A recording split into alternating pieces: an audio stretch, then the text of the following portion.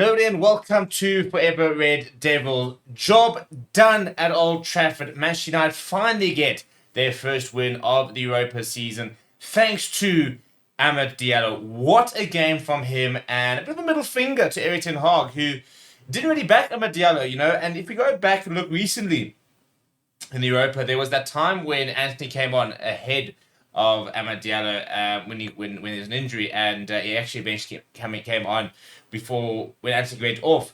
And you can see there's a bit of disgruntlement and being quite upset about the fact that he wasn't given the chance before. Well, tonight he's answered a lot of his recent critics. Two very important goals in the second half for the youngster. Second one, an absolute blinder, really. And a top-class game for him. Personally, I think undroppable after tonight's performance, and Ruud van Nistelrooy very much vindicated by the decision to start him and to leave Marcus Rashford out of the starting lineup. It wasn't the best game, if we're going to be brutally honest. Manchester United still not quite the dominant force that we want them to be. Still not going and scoring 3, 4, 5 goals. Early lead, for example. I think last time I checked, Chelsea was sitting on 8-0 against in the Europa League. So it wasn't the performance we still wanted to see. At the end of the day, it was one of those games where it didn't really feel like we were ever going to lose, but we didn't go and dominate. You look at the stats, for example, 53% possession. Yes, we had twice as many shots, but the same amount of shots on target, for example. I can see a couple of yellow cards. Look, they should have scored, to be perfectly honest. It was a horrendous miss coming from Tuchel early in that second half. Should have been 1-1. Could have been a whole different game if that were the case. And I think that continues to be the frustration with Manchester United is, whilst we look like a team that will probably score a goal, maybe 2 in a game, we continue to look very, very vulnerable in across the pitch. We look like a team that can and will concede goals. And until we sort that out, we're going to continue to struggle. And I think at the moment we're very much thriving on the sort of the Ruud van Nistelrooy boost. We've gone 3 games, 2 wins, a draw. Hopefully beat Leicester on the weekend, and that would have been 3 out of 4, but no games lost. But there's a lot of work that I think Ruben Amorim has to do with this team. I think that's probably the main takeaway from the game. But apart from that, I thought Amad Diallo obviously was very good.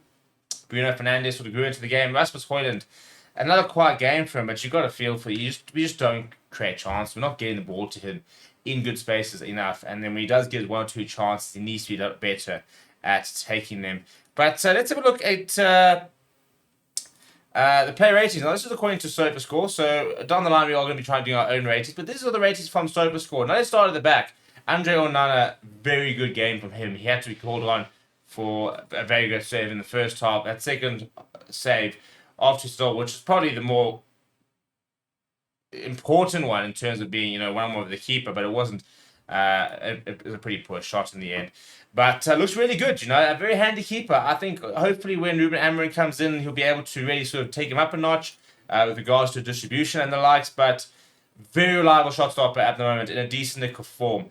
You look at that back four, I think those ratings are quite generous, to be perfectly honest. I thought that, we have seen them create too many chances and 2 glorious chances, and it should have probably conceded a goal.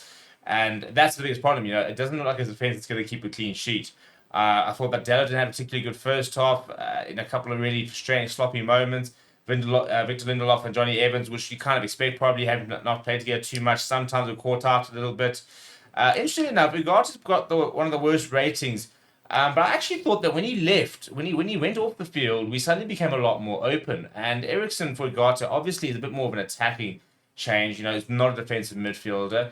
But I do think I saw in Ugarte's performance today kind of what we've seen from United. And that's kind of a player that's a bit 50-50. He had some really nice interceptions, really nice work, but also sometimes some really poor, sloppy work. Similarly with Casemiro, I think.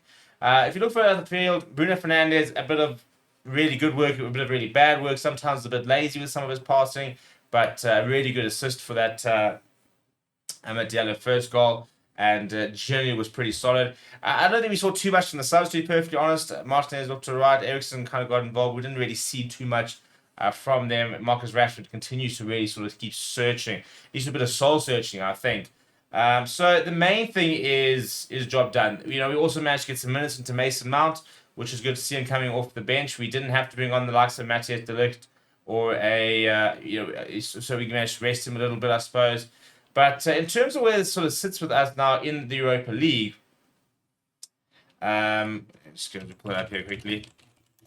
It was an important 3 points because before today we had 3 points, 3 games. Now we're going to 6 points from 4 games, which is still not great. It still sits us with about 15th. Got to try and get to that top 8, but that's only 3 points away. Spurs actually losing today, as well as FCSB also going down today. So at the end of the day, the only thing United can do is get another 6 points and finish with 12, which might not be enough to actually be in that top 8. Might have to go into that sort of eliminate or playoff type of game. But the main thing is that we're no longer sort of, in theory, sort of in that real bottom mix of potentially going out. If we win the next 2 games, we will at the very least be in the playoffs, which is the main thing, I guess, at the end of the day. So still not an amazing performance, but the result is the kind of thing that matters. And I think that's all that matters at the moment this weekend as well. Go and get the result. We'll worry about how we play once Ruben Amorim comes in. But let me know what you thought about the performance down in the channel below. Or the comments below. Please do smash like on the video. Please do subscribe as well. And we'll see you guys this weekend.